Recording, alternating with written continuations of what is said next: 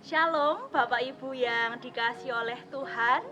Mari bersama-sama pada saat ini kita membangun ibadah minggu kita di rumah kita masing-masing dengan penuh sukacita. Kita akan masuk ke hadirat Tuhan dengan penuh ungkapan rasa syukur. Selamat mengikuti kebaktian, selamat mengikuti ibadah pada minggu hari ini. Kiranya Allah Bapa sendiri yang senantiasa menyertai kita semua. Dan sebelum kita akan memulai ibadah ini, marilah kita bersama-sama memuji dan memuliakan nama Tuhan, serta kita mempersiapkan hati kita dan diri kita dengan kita memuji dari Kidung Jemaat nomor 17. Kita pujikan bait 1 dan baitnya yang ke-7, Tuhan Allah hadir.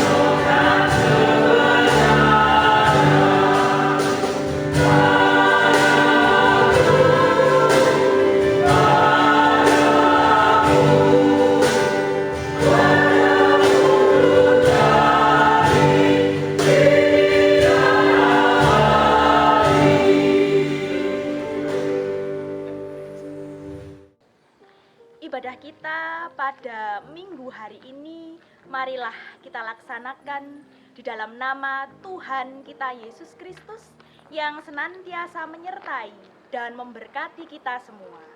Amin. Bapak Ibu yang dikasihi oleh Tuhan, marilah bersama-sama kita masuk di dalam doa. Tuhan, kembali kami bersyukur pada hari ini Engkau telah memberkati kami, Engkau telah memberikan kami kehidupan yang baru, sehingga kami dapat bersyukur, kami dapat menjalani hari-hari kami dengan penuh kebahagiaan oleh karena cinta kasih Allah. Terkhusus pada pagi hari ini, ataupun pada siang hari ini, ataupun pada sore hari ini, ketika kami membangun ibadah kami bersama dengan keluarga kami, Engkau sendiri hadir Bapa dalam setiap kehidupan kami. Engkau memberkati kami dan melindungi kehidupan kami. Tuhan, di antara begitu banyaknya berkat yang sudah boleh kami rasakan, di antara begitu banyaknya cinta kasih Allah yang boleh kami terima, tentunya ketika kami menjalani kehidupan ini, terkadang kami masih belum dapat menjadi murid-murid-Mu, belum bisa menjadi anak-anak-Mu yang dengan sepenuh hati kami menyerahkan diri kami untuk melayani Engkau. Namun pada saat ini Bapa, dengan segala kesungguhan hati kami, dengan segala kerendahan hati kami bersujud di hadirat-Mu Tuhan, memohon pengampunan, kami memohon berkat agar Tuhan Allah Bapa tetap senantiasa menyertai kami. dengan sepenuh keyakinan kami Tuhan, dengan sepenuh kepercayaan kami hanya di dalam nama Tuhan Allah Bapa kami dan Yesus Kristus, Engkau tidak akan pernah meninggalkan kami, dan Engkau akan tetap setia membersamai kehidupan kami. Terkhusus juga Tuhan, kehidupan kami pada saat-saat ini, Tuhan Allah sendiri yang hadir, memeluk kami dan memberkati kami. Inilah seru doa kami Bapa, yang hanya kami naikkan di dalam satu nama, Tuhan kami, Yesus Kristus. Amin. Bapak Ibu yang dikasihi oleh Tuhan, bagi kita yang senantiasa percaya kepada Tuhan kita Yesus Kristus dan mengasihinya dengan sepenuh hati kita, terdapat firman Tuhan yang menjadi kekuatan bagi kita semua, yang diambil dari Filipi pasal 2 ayat 5 sampai dengan 8, yang demikian firman Tuhan. Hendaklah kamu dalam hidupmu bersama menaruh pikiran dan perasaan yang terdapat juga dalam Kristus Yesus, yang walaupun dalam rupa Allah tidak menganggap kesetaraan dengan Allah itu sebagai milik yang harus dipertahankan, melainkan telah mengosongkan dirinya sendiri dan mengambil rupa seorang hamba dan menjadi sama dengan manusia. Dan dalam keadaan sebagai manusia, ia telah merendahkan dirinya dan taat sampai mati, bahkan sampai mati di kayu salib. Amin. Mari bersama-sama kita memuji dan memuliakan nama Tuhan. Dari Kidung Jemaat nomor 40, kita pujikan bait 1 dan baitnya yang keempat.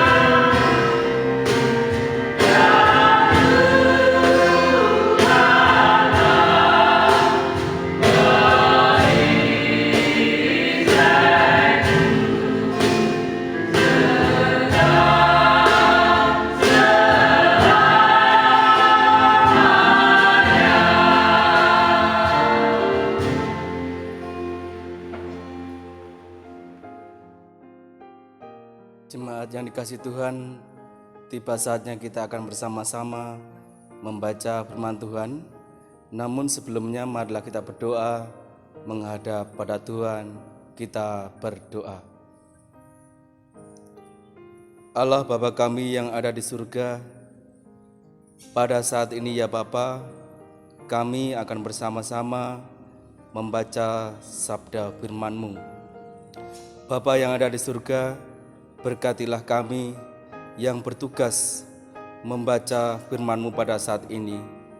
Berilah pengetahuan agar hambamu ini bisa membaca firman-Mu dengan baik dan benar. Inilah ya Bapa, doa dan pengharapan kami. Di dalam nama Yesus Kristus kami telah berdoa. Amin.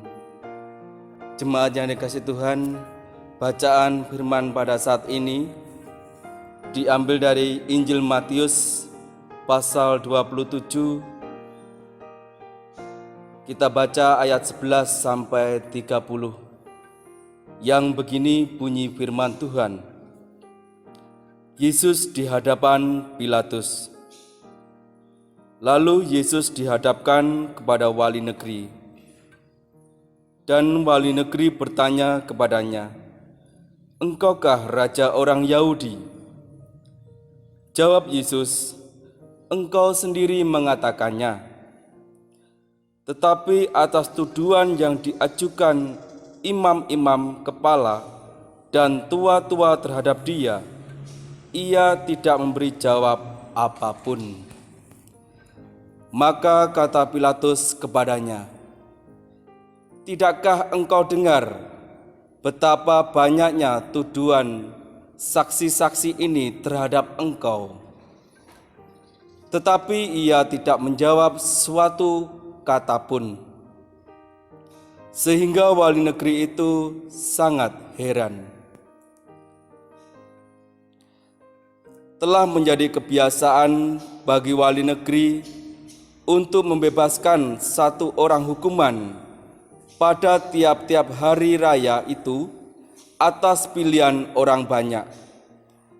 Dan pada waktu itu ada dalam penjara seorang yang terkenal kejahatannya yang bernama Yesus Barabas. Karena mereka sudah berkumpul di sana, Pilatus berkata kepada mereka, "Siapa yang kamu kehendaki kubebaskan bagimu, Yesus Barabas atau Yesus yang disebut Kristus?" Ia memang mengetahui bahwa mereka telah menyerahkan Yesus karena dengki. Ketika Pilatus sedang duduk di kursi pengadilan, istrinya mengirim pesan kepadanya, "Jangan engkau mencampuri perkara orang benar itu, sebab karena dia aku sangat menderita dalam mimpi tadi malam." Tetapi oleh hasutan imam-imam kepala dan tua-tua, orang banyak bertekad untuk meminta supaya Barabas dibebaskan dan Yesus dihukum mati. Wali negeri menjawab dan berkata kepada mereka, "Siapa di antara kedua orang itu yang kamu kehendaki kubebaskan bagimu?" Kata mereka, "Barabas." Kata Pilatus kepada mereka, "Jika begitu, apakah yang harus kuperbuat dengan Yesus yang disebut Kristus?" Mereka semua berseru, "Ia harus disalibkan." Katanya, "Tetapi kejahatan apakah yang telah dilakukannya?" Namun mereka makin keras dan berteriak, "Ia harus disalibkan." Ketika Pilatus melihat bahwa segala usaha akan sia-sia, malah sudah mulai timbul kekacauan, ia mengambil air dan membasuh tangannya di hadapan orang banyak dan berkata, "Aku tidak bersalah terhadap darah orang ini. Itu urusan kamu sendiri." Dan seluruh rakyat itu menjawab, "Biarlah darahnya ditanggungkan atas kami dan atas anak-anak kami." Lalu ia membebaskan Barabas bagi mereka, tetapi Yesus disesahnya lalu diserahkannya untuk disalibkan. Yesus diolok-olokkan. Kemudian serdadu-serdadu wali negeri membawa Yesus ke gedung pengadilan, lalu memanggil seluruh pasukan berkumpul sekeliling Yesus. Mereka menanggalkan pakaiannya dan mengenakan jubah ungu kepadanya. Mereka menganyam sebuah mahkota duri dan menaruhnya di atas kepalanya, lalu memberikan dia sebatang buluh di tangan kanannya. Kemudian mereka berlutut di hadapannya dan mengolok-olokkan dia, katanya, "Salam, hai Raja orang Yahudi." Mereka meludainya dan mengambil buluh itu dan memukulkannya ke kepalanya. Demikian firman Tuhan. Amin. Bapak Ibu yang dikasihi oleh Tuhan, renungan kita pada hari ini tanggal 5 April 2020 ketika kita masuk pada Minggu Palmarum diberi tema yaitu cinta yang utuh dan sungguh. Bapak Ibu dan Saudara yang dikasihi oleh Tuhan, ketika kita bersama-sama berkata soal cinta atau berbicara soal cinta, banyak hal yang secara otomatis bisa kita ucapkan. Namun ketika kita menyadarinya, sebenarnya hanya sedikit di antara kita atau mungkin bahkan diri kita sendiri masih belum sadar bahwa ketika kita mencari cinta itu kemana-mana, diri kita itu sudah memiliki cinta itu sendiri. Dari siapa? Cinta yang tentunya datang dari Tuhan Allah Bapa kita, Yesus Kristus. Dan pada hari ini, pada renungan kita bersama-sama akan mengenal, kita akan bersama-sama belajar akan cinta kasih Allah yang sangat besar dalam kehidupan kita.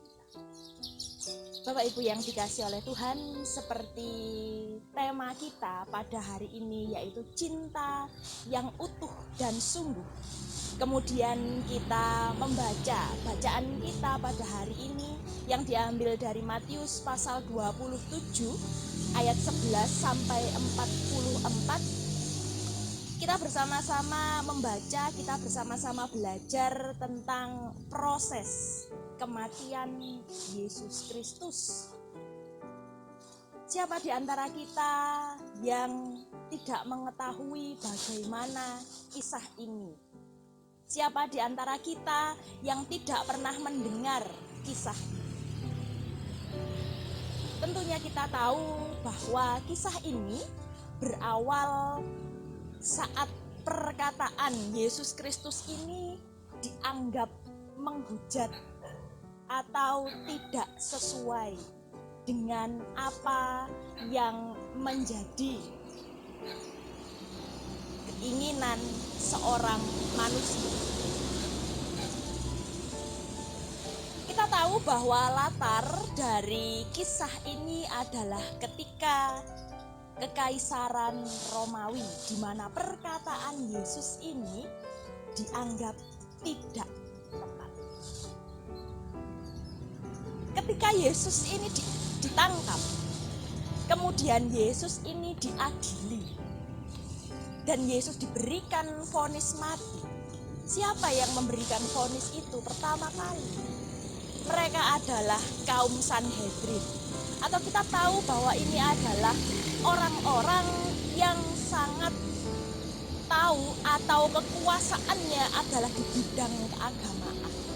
Jadi walaupun mereka menghukum mati Yesus, sebenarnya mereka tidak memiliki hak itu. Namun karena keinginan mereka yang menginginkan bahwa Yesus Kristus itu ditangkap, bahwa Yesus Kristus itu bisa dihukum mati, mereka melakukan segala cara Dan salah satu cara yang ditempuh yang sudah kita ketahui bersama, yaitu dengan membawa Yesus pada Pilatus. Karena untuk bisa memutuskan memberikan hukuman mati bagi Yesus hanya bisa dilakukan oleh pihak yang berkuasa. Dan yang berkuasa adalah Pontius Pilatus. Ketika mereka membawa ke Pontius Pilatus, tentunya kita tahu bahwa sebenarnya pun Pontius Pilatus tidak tahu apa kesalahan Yesus. Ketika diadili pun Pilatus bingung. Apa tuduhan yang bisa diberikan pada Yesus?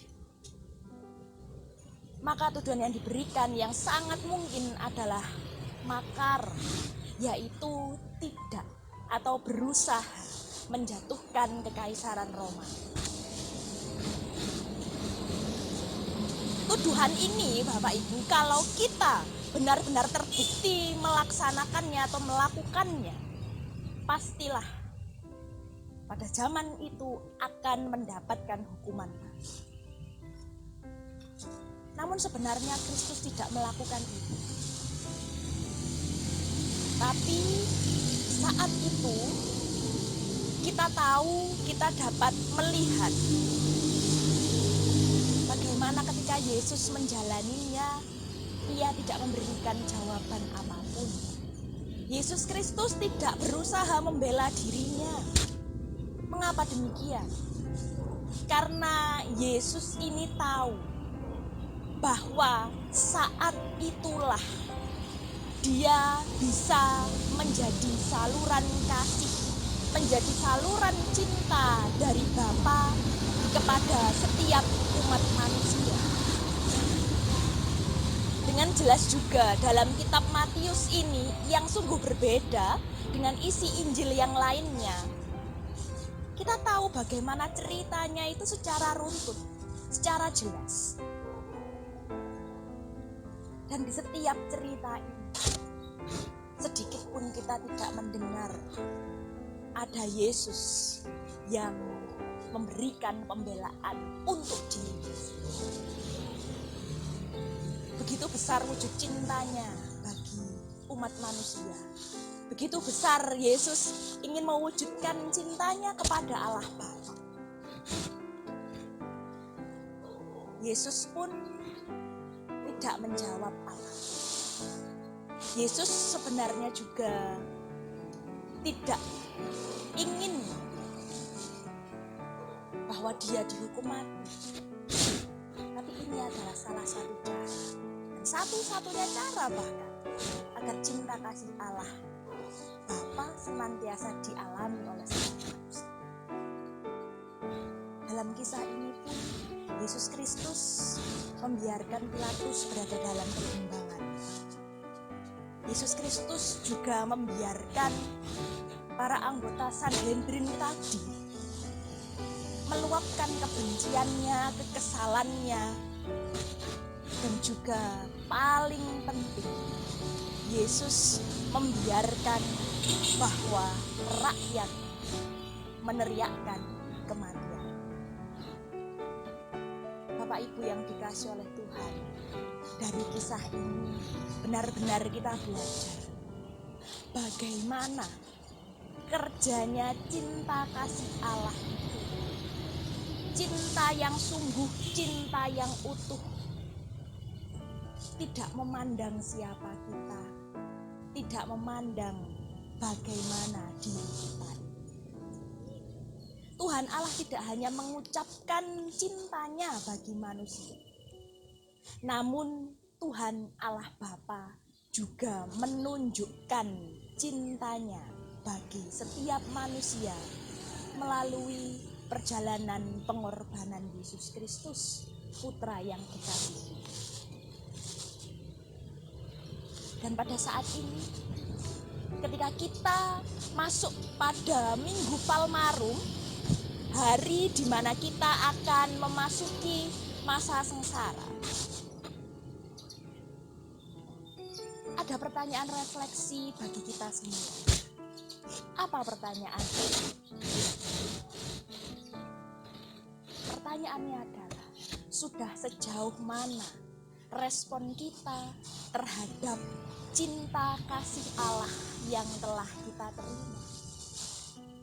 Sejauh mana hati kita telah siap untuk masuk dalam hadirat Allah? Mari bersama-sama dari renungan kita ini kita belajar bagaimana kita bisa mencintai Tuhan Allah Bapa kita ini dengan utuh dan juga dengan sungguh. Bukan dengan cinta yang terlalu rumit, namun dengan cinta yang sederhana, dibuktikan dengan adanya tindakan dalam kehidupan. Sesederhana cinta kayu kepada api, dan juga sesederhana cinta awan kepada hujan. Selamat mencintai dan juga dicintai dalam kehidupan kita. Tuhan memberkati. Amin. Bapak Ibu dipersilahkan bangkit berdiri. Marilah bersama kita memperbarui pengakuan iman kita yang demikian. Aku percaya kepada Allah Bapa yang Maha Kuasa, Khalik langit dan bumi, dan kepada Yesus Kristus, anaknya yang tunggal Tuhan kita, yang dikandung daripada Roh Kudus, lahir dari anak darah Maria, yang menderita di bawah pemerintahan Pontius Pilatus, disalibkan, mati dan dikuburkan, turun ke dalam kerajaan maut. Pada hari yang ketiga bangkit pula dari antara orang mati, naik ke surga di sebelah kanan Allah Bapa yang Maha Kuasa, dan akan datang dari sana untuk menghakimi orang yang hidup dan yang mati.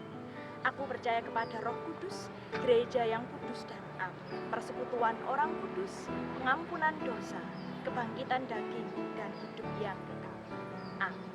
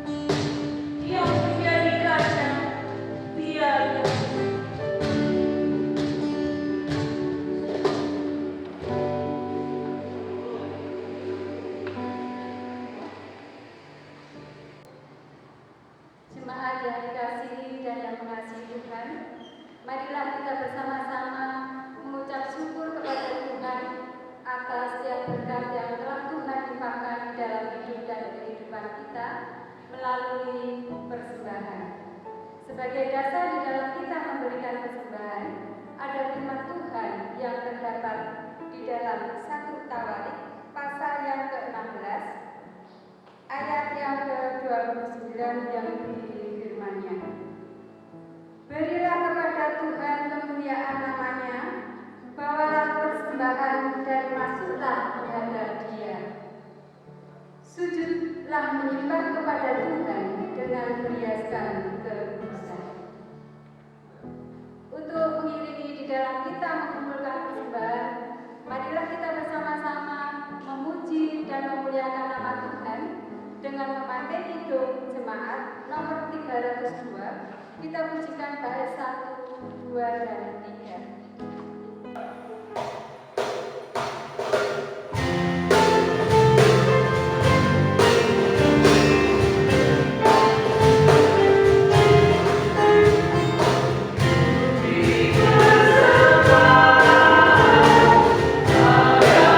Di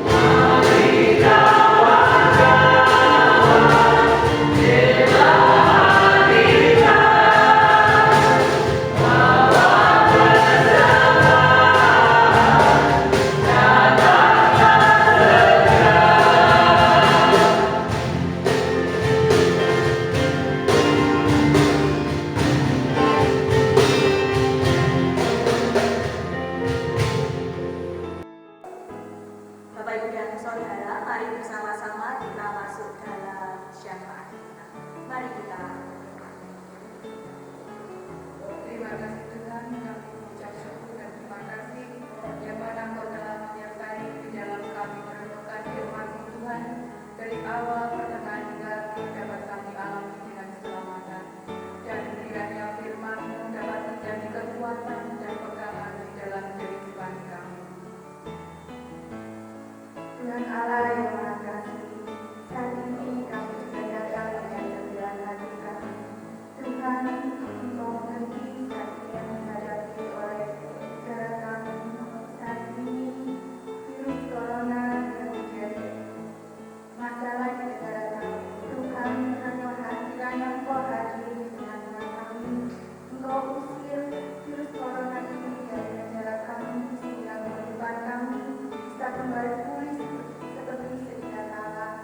Engkau berikan kekuatan dan kesehatan serta keselamatan bagi para medis yang membantu kami semua berada di garda depan, ya Tuhan. Kiranya alat-alat bantu untuk para medis tersedia, ya Tuhan.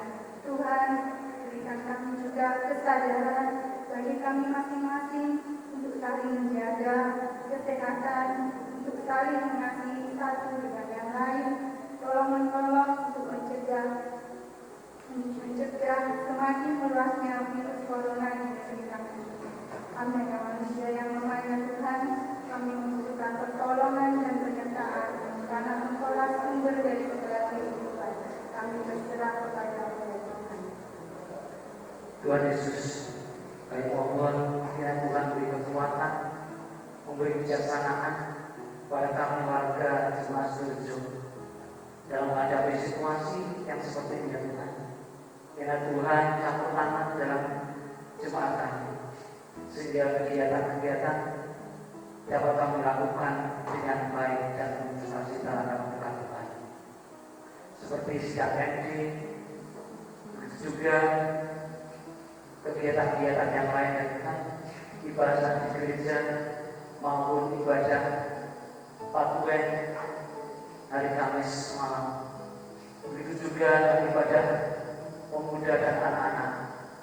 Tuhan, kiranya Tuhan juga turut menata sehingga semuanya dapat kami laksanakan dengan baik dan penuh sukacita. Tuhan, tolonglah kami, bimbinglah kami agar jemaat Surejo walaupun menghadapi situasi yang seperti itu, Tuhan, tetapi jemaat Surejo tetap maju ke depan karena ada bimbingan dari Tuhan. Terima kasih Tuhan, terima kasih bimbingan selalu kami nanti dan kami tunggu setiap saat, setiap waktu. Tuhan Yesus, dengan segala kerendahan hati kami Tuhan, kami mohon di hadapan Tuhan. Kiranya Tuhan menyertai di setiap warga jemaat, terkhusus jemaat-Mu yang ada di Sidoarjo ini, Tuhan. Kiranya Engkau memberkati setiap warga jemaat. Kiranya Tuhan menyertai dimanapun mereka berada. Tuhan lindungi dari segala ancaman virus COVID-19. Tuhan, kuatkanlah jiwa tubuh kami dari segala ancaman virus tersebut.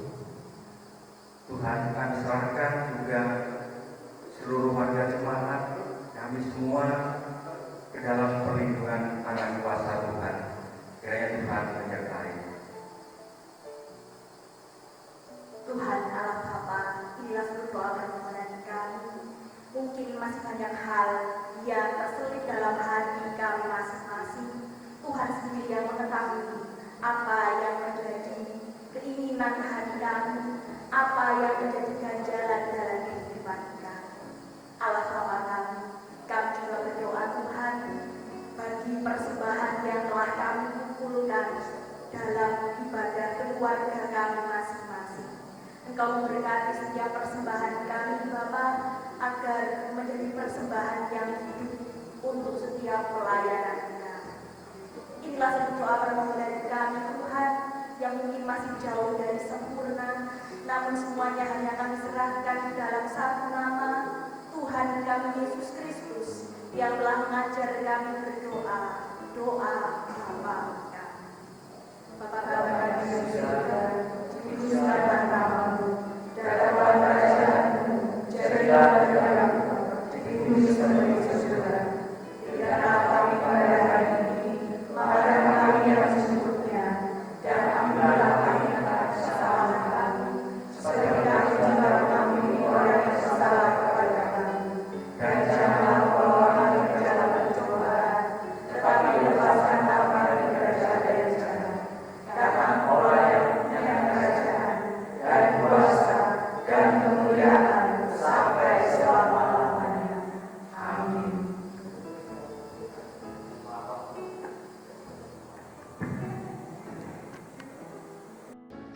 Sebelum kita bersama-sama akan mengakhiri ibadah kita pada minggu hari ini, marilah dengan penuh ungkapan rasa syukur kita memuji dan memuliakan nama Allah kembali dari Kidung Jemaat nomor 388. Kita pujikan baitnya yang pertama saja.